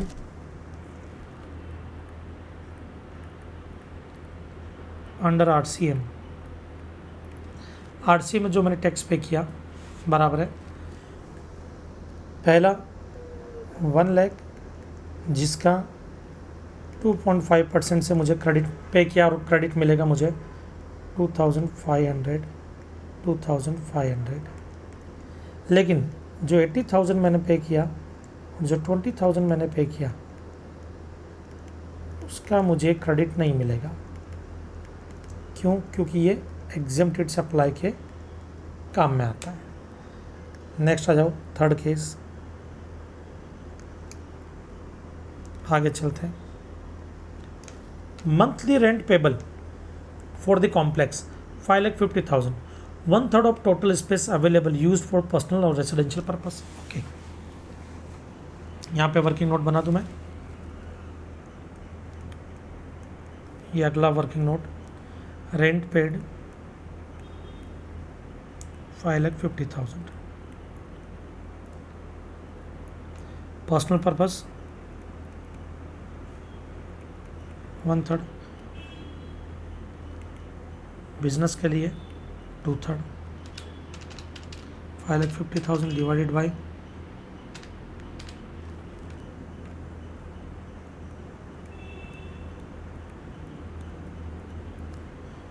बिजनेस के लिए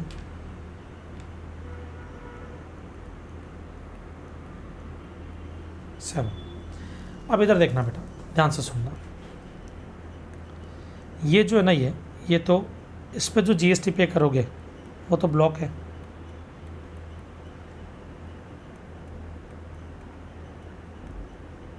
वो तो ब्लॉक है, क्रेडिट नहीं मिलेगा। इस पर मैं जो GST पे करूँगा, ये बिजनेस के लिए यूज़ हुआ, तो GST कितना पे किया होगा, GST पेड 9% CGST, 9% SGST,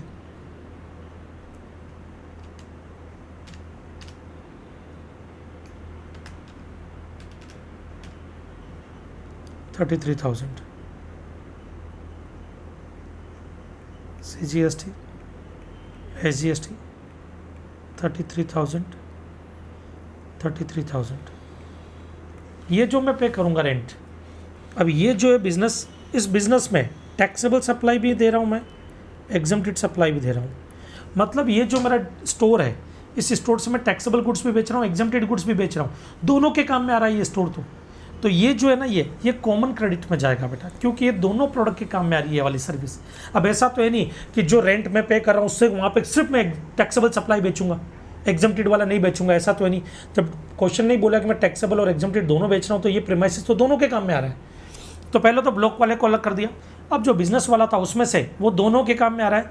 तो ये जो है ये आपका है, ये आपके इलेक्ट्रॉनिक क्रेडिट लेजर में भी जाएगा और कॉमन क्रेडिट में भी जाएगा, क्योंकि कॉमन क्रेडिट का क्रेडिट मिलता है पूरा आपको। तो पहले पूरा 100% क्रेडिट ले लेते हैं। रेंट पेड, ये वर्किंग नोट नंबर 1, ये working note number 2,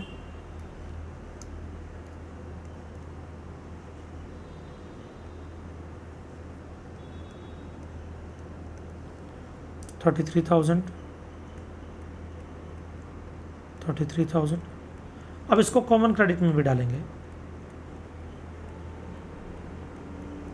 common credit में भी डालेंगे। Okay,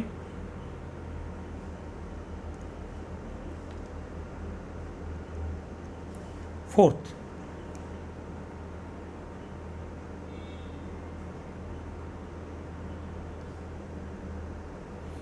activity of packing the items and putting the label of the stores along with the sales price has been outsourced. Amount paid for packing of all the items 2,50,000, 2,50,000।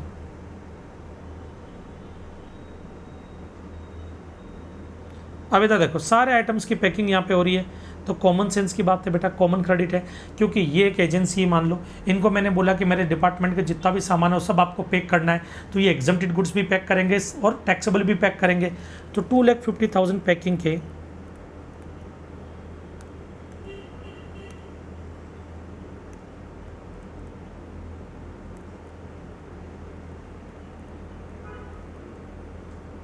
Into 9%, 22,500।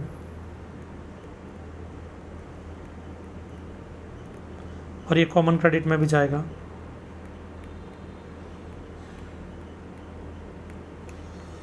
Next आ जाओ, salary paid to regular staff at this stores, ये बेटा negative list में आता है, ये हमारे किसी काम का नहीं है। सैलरी पे की आपने। GST paid on input use for personal purpose, ये ब्लॉक है, क्रेडिट नहीं मिलेगा। GST paid on rent a cab service availed for business purpose, ये भी क्रेडिट ब्लॉक है। GST paid on items given as free sample, ये भी block है। तो इनको आप वर्किंग नोट में नीचे लिखोगे कि इनका क्रेडिट ब्लॉक है, इसलिए इनका क्रेडिट नहीं मिलता है। बस हो गया। आ जाओ, तो अब आपके पहला स्टेप यहाँ पे ख़त्म होता है। टोटल देखते हैं ज़रा।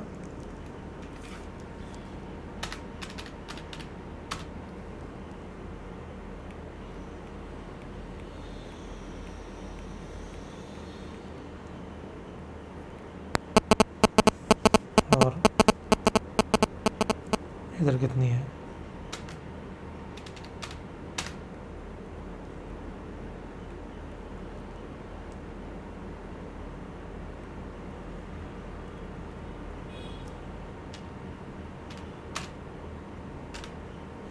ये आपका पहला स्टेप कंप्लीट। अब बारी आती है सेकंड स्टेप की। कॉमन क्रेडिट कितना मिला? 55500 कॉमन क्रेडिट है, 55500। Attributable to exempted supply D1 निकालो, निकाल लेते D1। फॉर्मूला क्या हमारा D1 निकालने का? कॉमन क्रेडिट, इससे खाली CGST का निकलेगा, क्योंकि एक CGST एक SGST है, तो जितना CGST का निकलेगा उतना निकालो और उतना ही SGST का हो जाएगा बेटा, divided by total turnover multiply by exempted supply. Okay,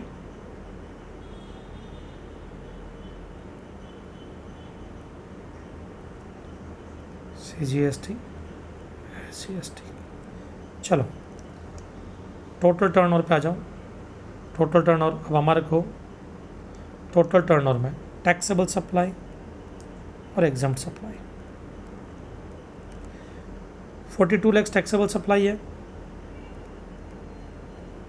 12 lakh exempt supply है, फिर ये 3 लाख एग्जम्प्ट सप्लाई है, फिर इधर से ये 8 लाख लेंगे ओपन मार्केट वैल्यू रूल 28 के अकॉर्डिंग, क्योंकि कहीं पे भी क्वेश्चन में बोला नहीं ITC क्लेम करेगा। 50 लाख टैक्सेबल है, 15 लाख एग्जम्प्ट है, टोटल टर्न आउट 65 लाख। आ जाओ, 55500 divided by total turn out 65 lakh multiply by 15 lakh.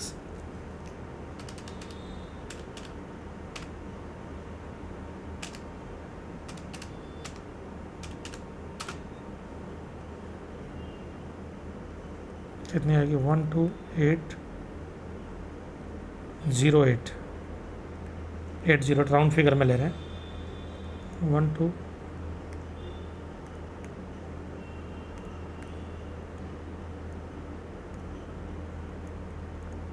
12808 D2 नहीं निकलेगा क्योंकि पर्सनल यूज़ का टर्नओवर नहीं दिया है।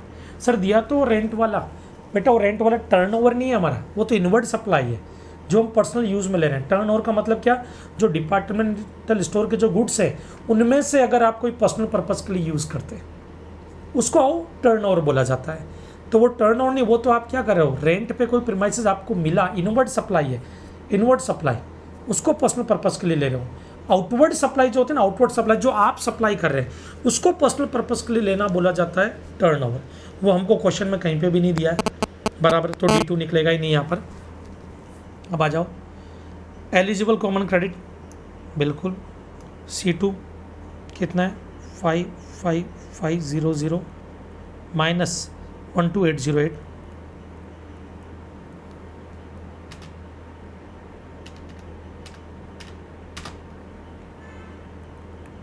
42692, ये CGST का, इतना ही SGST का आ जाएगा।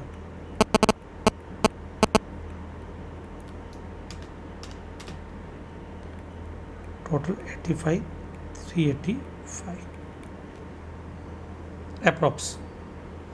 अब बारी आती है computation of net liability. Net liability में हम यहाँ पे कॉलम बना लेते हैं। सर 3 क्यों बनाए, बेटा क्वेश्चन में गड़बड़ कर दी इन्होंने बोला कि सिर्फ इंट्रा स्टेट सप्लाई है, बट एक इंटर स्टेट भी है। भाई मैं मुंबई से गोवा माल भेज रहा हूँ जो डीम्ड सप्लाई है, मुंबई और गोवा, महाराष्ट्र और गोवा 2 अलग अलग स्टेट है, वो इन्होंने शायद मिस कर दिया है, तो एक IGST भी बनाना पड़ेगा। सबसे पहले हम क्या करते हैं, tax on outward supply. Outward supply में एक तो 42 लाख का सप्लाई था टैक्सेबल, 8 लाख का था जो गोवा भेजा। 42 लाख का महाराष्ट्र में तो इंटर स्टेट होगा, गोवा वाला महाराष्ट्र में तो इंटर स्टेट होगा तो 9% लगेगा, गोवा वाला इंटर स्टेट है तो 18% लगेगा। तो आ जाओ 42 लाख इंटू 9%, 3,78,000, 3,78,000। यहाँ पे 8 लाख का 18%,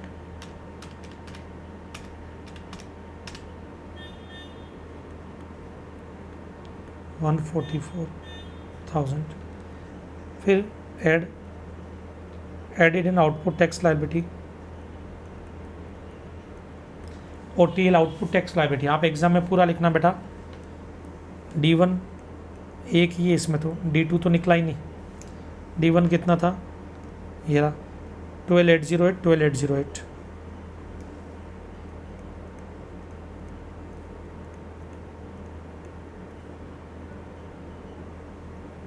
टोटल एक कितना आ गया,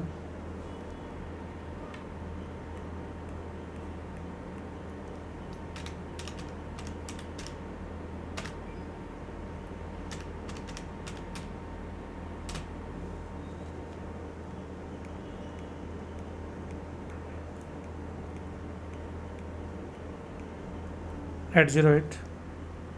नेक्स्ट आ जाओ इधर, less input tax credit, input tax credit. अब इनपुट टैक्स क्रेडिट में जो हमारे ये इलेक्ट्रॉनिक क्रेडिट लेजर में पैसा पड़ा है 553,000, ये यूज़ करेंगे हम। अब सबसे पहले IGST के पेमेंट के लिए यूज़ करेंगे। IGST का पेमेंट कर देते, CGST का पेमेंट कर देते, दोनों का हो जाएगा। तो पहले हम ले लेते हैं CGST का जो पड़ा पैसा है,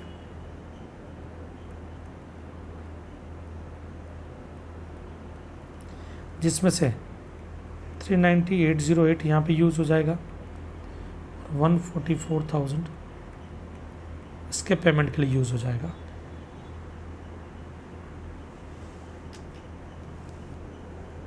माइनस 390,808 माइनस 144,000, बैलेंस कितना बच जाएगा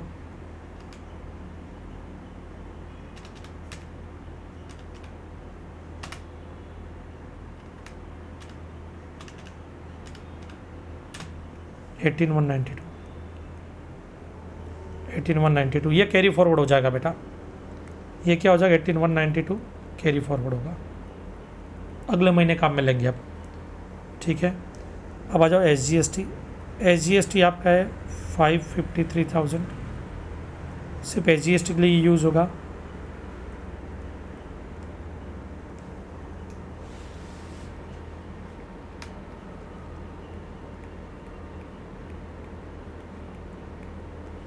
बैलेंस कितना बच जाएगा,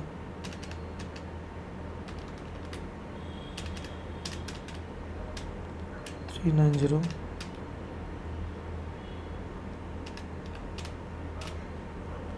162, 192, 162, 192 ये कैरी फॉरवर्ड होगा।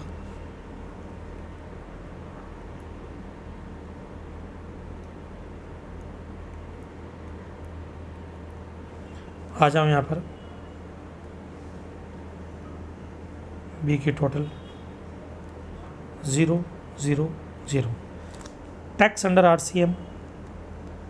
RCM में जो मैं टैक्स पे करूँगा वो भी मेरी लायबिलिटी रहेगी। वो वर्किंग नोट नंबर 1 में निकाली थी हमने 5,000 टोटल मेरा इलेक्ट्रॉनिक कैश लेजर से 5,000 का पेमेंट होगा। ये आपका आंसर आ गया, थर्ड स्टेप। तो देखो उन्होंने पहले बोला इलेक्ट्रॉनिक क्रेडिट लेजर में कितना जाएगा, तो हमने निकाला 553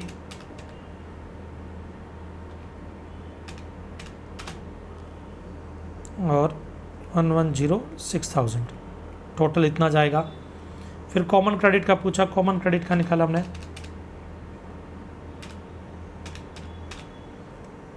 111,000। फिर हमसे पूछा गया D1 कितना होगा, D1 निकाला हमने 128। आपको जोड़ के नहीं निकालना, ये मैं जोड़ के निकाल रहा हूँ खाली 25,616। ये आपके फिर पूछा इन एलिजिबल क्रेडिट कितना है, और लास्ट में पूछा नेट लायबिलिटी कितनी आएगी 10,000। ये मैंने क्यों जोड़ के निकाल रहा हूँ, क्योंकि जो सोल्यूशन है इसमें सी इंस्टीट्यूट का उसमें उन्होंने जोड़ के निकाला था, आपको अलग अलग नहीं निकालना एग्जाम के अंदर। उन्होंने भी बाद में इसको रेक्टिफाई किया, अलग अलग निकाला। ये देखो ये कॉमन क्रेडिट, अब इनके जैसे सोल्यूशन लंबे लंबे है, वैसे जाने की वजह अपना वाला तरीका अपनाओ, 3 स्टेप वाला बेस्ट रहेगा। वर्किंग नोट जरूर लिखना बेटा, उसको मिस मत करना। फिर कॉमन क्रेडिट, ये कॉमन क्रेडिट आ गया। फिर D1 निकाला, ये D1 आ गया। फिर इन एलिजिबल ITC निकाला C3, ये इन एलिजिबल ITC आ गया।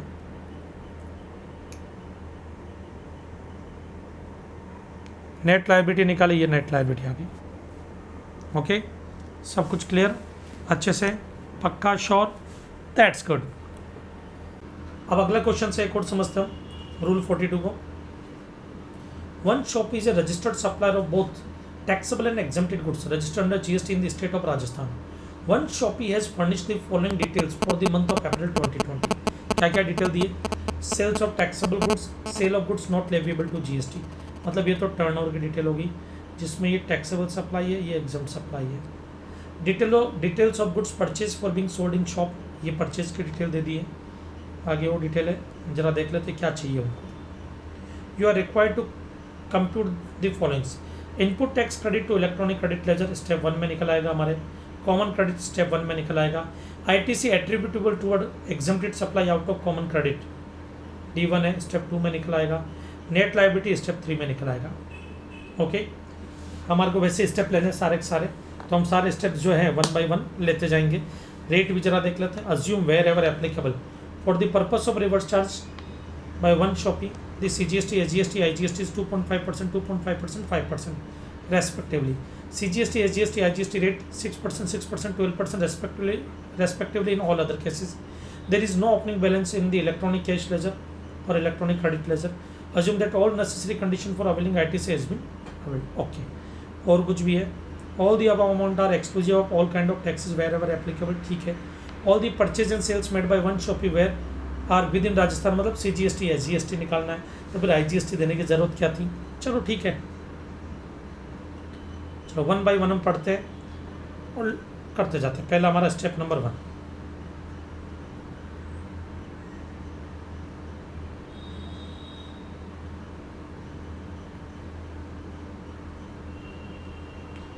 Electronic credit laser, common credit, CGST, SGST, CGST, SGST। ना सबसे पहला टैक्सेबल गुड्स परचेज किया 45 लाख का मैंने, परचेज टैक्सेबल गुड्स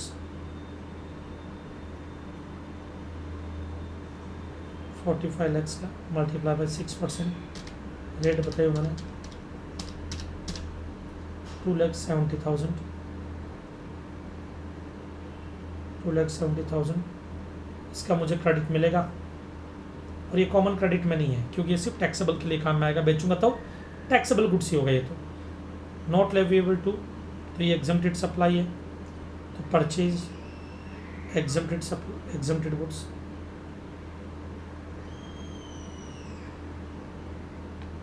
कितने में 4 lakh, but no ITC, ITC नहीं मिलेगा क्योंकि एग्जम्प्टेड गुड्स है ये।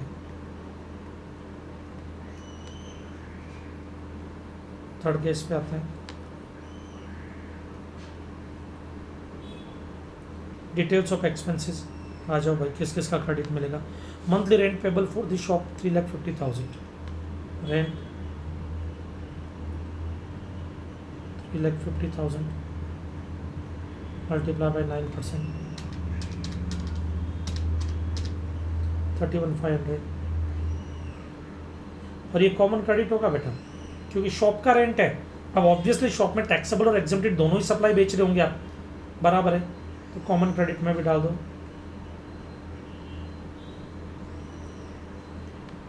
Fourth, telephone expenses paid rupees 30,000 for landline phone installed at the shop and 20,000 for mobile phone given to employees for the official use। पूरा credit मिलेगा बेटा 50,000 इंटू, हो 9% गलत कर दिया मैंने, 6% है, सॉरी बेटा 6% 89% पिछले क्वेश्चन में थी, यहाँ पे भी चेंज करना पड़ेगा मुझे।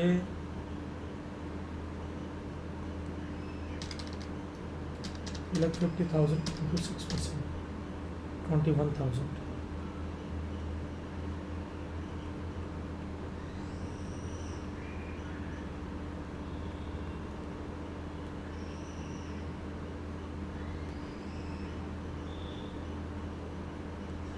$50,000 का 6%, 3,000।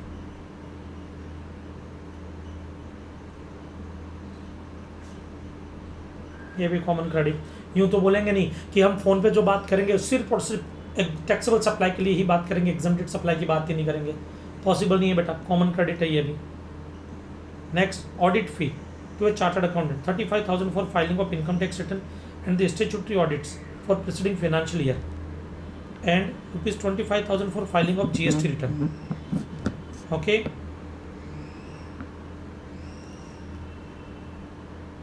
ऑडिट फी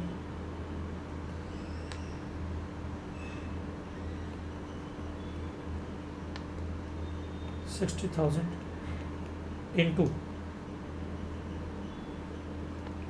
6%, 3,600।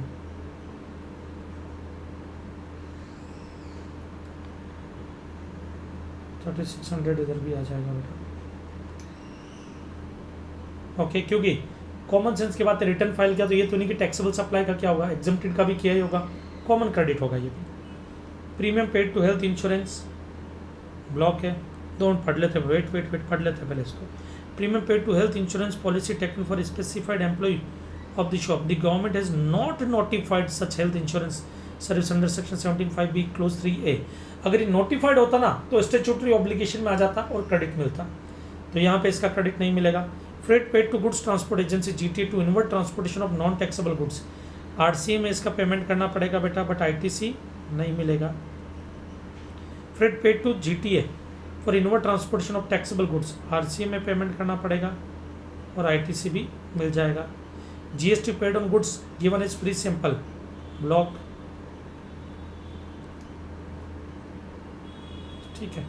आ जाओ वर्किंग नोट में, आरसीएम वाला इधर ले लेता हूँ मैं।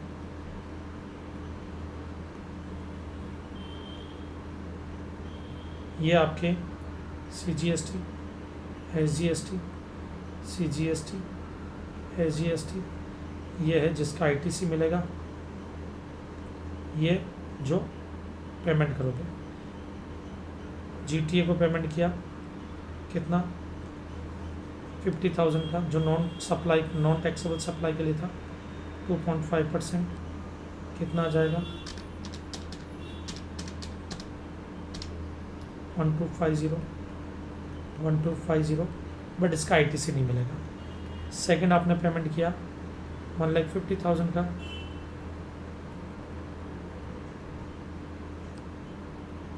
%2.5,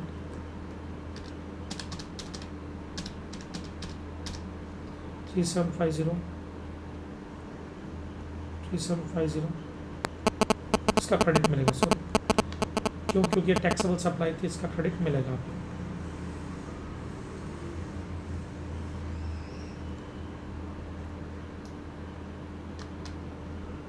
$5,000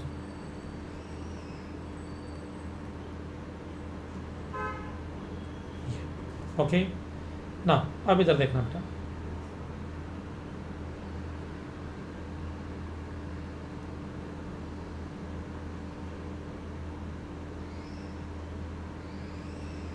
बाकी और कुछ है इसमें, प्री सैंपल ब्लॉक है, फ्रेट का कर दिया आपने। तो आ जाओ इधर पे 6 आरसीएम लाइबिलिटी, आरसीएम में जो टैक्स पे गया जीटीए का, जिसका क्रेडिट मुझे मिलेगा 3750 1,50,000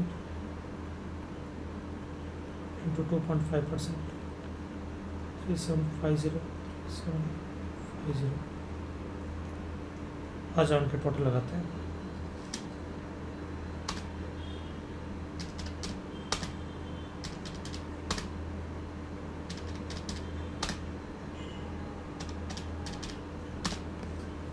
$301, 350, 301, 350, ये आ जाएगा।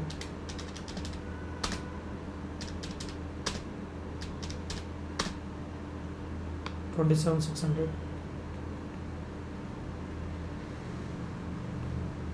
7,600। अब ये तो आ गया आपके स्टेप 1। अब आते हैं स्टेप 2। उसमें हमारा क्या है, कॉमन क्रेडिट। कॉमन क्रेडिट कितना है 27600 सीजीएसटी का बराबर है। एक से निकालेंगे तो दूसरे का ऑटोमेटिक निकल आएगा बेटा। अब इधर देखो, इसमें से हमारे को एक ही चीज़ पूछी शायद D1, इन्होंने शायद इन एलिजिबल वाला पूछा ही नहीं है। ये निकाल दिया, ये निकाल दिया, सिर्फ D1 पूछा है, ठीक है। D1 क्या है, common credit C2 divide by total turnover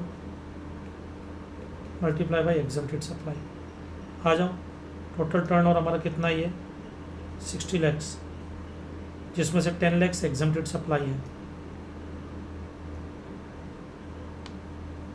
27,600 divided by 60 lakhs multiply by 10 lakhs divide by 60 multiply by 10, 4,600। ये आपका D1 आ गया। ओके, स्टेप नंबर 3 पे आ जाओ। Net liability,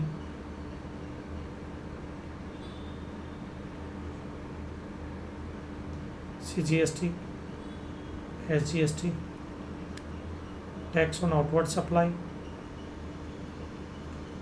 50 lakhs multiply by 6%, 6% लगेगा ना। 50 lakhs टैक्सेबल सप्लाई था,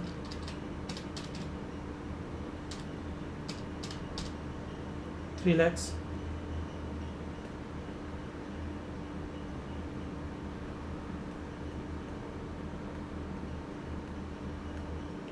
Now add it in output tax liability. Output tax liability में add करो, कितना आएगा बेटा आपके 4600 CGST 4600 SGST।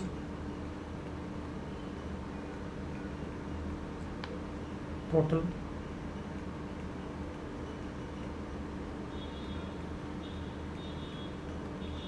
ये हो गया minus ITC, input tax credit minus कर दो, electronic credit laser 301350 301350 301350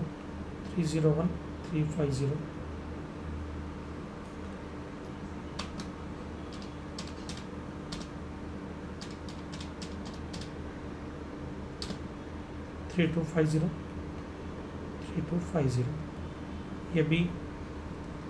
next RCM liability जो वर्किंग नोट में हमने निकाली थी, ये भी कितनी 5000 CGST SGST की।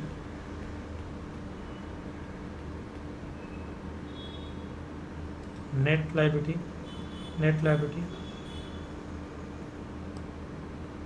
8250 ना बेटा। तो ये आपका यहाँ पे क्वेश्चन कंप्लीट होता है, ये वाला भी।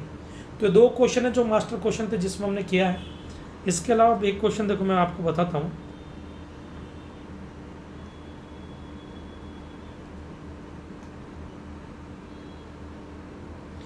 ये वाला जो क्वेश्चन है ना, इस क्वेश्चन को आप करना। इस क्वेश्चन में पता क्या है, जब ये मैंने रूल 42 43 पढ़ाना शुरू किया था तब मालूम मैंने एक क्वेश्चन फ्रेम किया था आप लोगों के लिए, जिसमें मैंने बोला था एग्जम्प्टेड सप्लाई निकालो, टैक्सेबल सप्लाई निकालो, बराबर है। इस पूरे क्वेश्चन में उन्होंने पता क्या किया, सिर्फ एग्जम्प्टेड सप्लाई टैक्सेबल सप्लाई निकालने का ही बोला है। बोला तो रूल 42 पूरा है, बट इन्होंने क्या किया, बाकी की चीज़ें निकाल करके दे दी। जैसे with the help of the above mention information compute the net GST liability of Surana Sons payable from electronic credit ledger, electronic cash ledger, as the case may be. Assume that all the domestic transaction of Surana and Sons are intra-state and the rate of GST is 12% and 18% respectively. अब क्यों ऐसा? Domestic transaction of Surana Sons are intra-state and that rate of GST on goods services, तो goods के ऊपर 12% है, services है तो 18% है. All the conditions necessary for availing ITC have been complied with. Turnover of Surana and Sons was rupees 85 lakhs in the previous financial year. ये 85 lakhs क्यों दिया? क्योंकि इसमें एडवोकेट की सर्विस दी होगी या कुछ ऐसी सर्विस दी होगी जो गवर्नमेंट प्रोवाइड कर रही हो, जिसमें प्रीवियस ईयर का टर्न और इंपॉर्टेंट रोल प्ले करता है कि वो एग्जम्प्टेड है या टैक्सेबल है, बराबर है।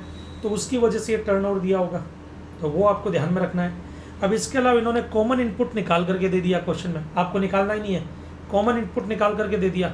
टर्न ओवर आपको टैक्सेबल और उसका निकालना पड़ेगा, तो आपको टैक्सेबल सप्लाई का टर्नओवर निकालना पड़ेगा, एग्जम्प्टेड सप्लाई का टर्नओवर निकालना पड़ेगा। बाकी का कॉमन इनपुट सर्विस आपको इन्होंने दे दिया है। टैक्सेबल सर्विस का क्वेश्चन ही रेज नहीं किया इन्होंने। इलेक्ट्रॉनिक क्रेडिट लेजर में अमाउंट ये जाएगा वो उन्होंने दे दिया, मतलब स्टेप 1 तो उन्होंने निकाल दिया। स्टेप 2 आपको निकालना है, बट उसके लिए आपको जो टैक्सेबल सप्लाई और एग्जम्प्टेड सप्लाई कितनी होगी वो निकालनी पड़ेगी। अब वहाँ पे स्टूडेंट्स कंफ्यूज कहाँ हो सकता है, इधर देखो क्वेश्चन को समझा देता हूँ। Mr. Rajesh Surana has the proprietorship firm in the name of Surana and Sons in Jaipur. The firm registered under GST in the state of Rajasthan. Manufacture 3 taxable product M, N, O. Tax on N is payable under reverse charge. तो इसका मतलब N तो exempt हो गया, RC में tax लग रहा तो N तो एग्जम्प्ट हो गया। तो ये तो होगी आपकी एग्जम्प्टेड सप्लाई, क्योंकि आउटवर्ड सप्लाई जिसमें RC में टैक्स लगता है वो एग्जम्प्ट होता है। तो पहले तो स्टूडेंट्स यहाँ पे कंफ्यूज होगा। दूसरा, the firm also provide taxable consultancy services भी, ठीक है। The firm has provided the following details for the period April September, ठीक है। Turnover of M ये taxable supply है, turnover of N ये exempt supply है, turnover of O ये taxable supply है, export M with payment of IGST ये taxable supply है, export हो रहा है। export of O under letter of undertaking ये है तो export zero rated supply, ये भी taxable supply है। Consultancy service provide to independent client located in foreign country under letter of undertaking. In all cases, the consideration has been received in the convertible foreign exchange within 2 to 3 months from the date of invoice. ये भी taxable supply होगा बेटा, क्योंकि export हो रही service. Sale of building exempt supply है, but ये exempt supply है, बट इसका turnover निकालना पड़ेगा। इन्होंने क्या बोला, बिल्डिंग 120 lakhs में सेल की है, और स्टैम्प ड्यूटी जो आपने पे की है वो 2.5 लाख, जो 2% टोटल वैल्यू का। तो हम क्या लेते हैं, स्टैम्प ड्यूटी वैल्यूएशन अथॉरिटी की वैल्यू लेते हैं। वो कैसे निकालेंगे, 2.5 लाख, क्योंकि स्टैम्प ड्यूटी वैल्यूएशन अथॉरिटी की वैल्यू नहीं दी है, बट बोला 2.5 लाख आपने स्टैम्प ड्यूटी पे की है, जो 2% स्टैम्प ड्यूटी वैल्यूएशन अथॉरिटी का। तो वैल्यू कितनी होगी, 2.5 लाख डिवाइडेड बाई 2%, 125 लाख, 125 लाख। तो यहाँ पर ये 125 लाख एग्जम्प्टेड सप्लाई होगा, ना कि 120 lakh. Interest received on investment in fix deposit with bank, ये आपकी टैक्सेबल सप्लाई होगी, क्योंकि interest on loan advance deposit exempt होती है। बट यहाँ पर याद रखना, राजेश सुराना कोई बैंक नहीं है, कोई फाइनेंशियल इंस्टीट्यूशन नहीं है, कोई एनबीएफसी नहीं है, बराबर है। इसलिए रूल 42, 43 के लिए ये सर्विस क्या होती है बेटा, टैक्सेबल सप्लाई की तरह ट्रीट होती है। Sale of share, purchase price 240 lakh थी, बेचा 250 लाख में, ये एग्जम्प्ट सप्लाई होगी। बट कितना होगा, 1% इसका, 1% ऑफ 250 लाख कितना आ जाएगा, 2,50,000, 2,50,000। Legal services received from an advocate in relation to product M, ये आरसीए में टैक्सेबल होगी, ये आपका टर्नओवर में नहीं आएगा, ये नेट लायबिलिटी में आएगा, ये आरसीए में टैक्सेबल होगी। ये टर्नओवर का पार्ट नहीं है, टर्नओवर तो वो होता है जो आउटवर्ड सप्लाई है। तो ये देखो मैंने सारे टर्नओवर की डिटेल आपको निकाल करके दे दी। अब तो इस क्वेश्चन को आप कर ही सकते हैं, सोल्यूशन इसमें है आपके, चेक कर लेना एक बार, ठीक है।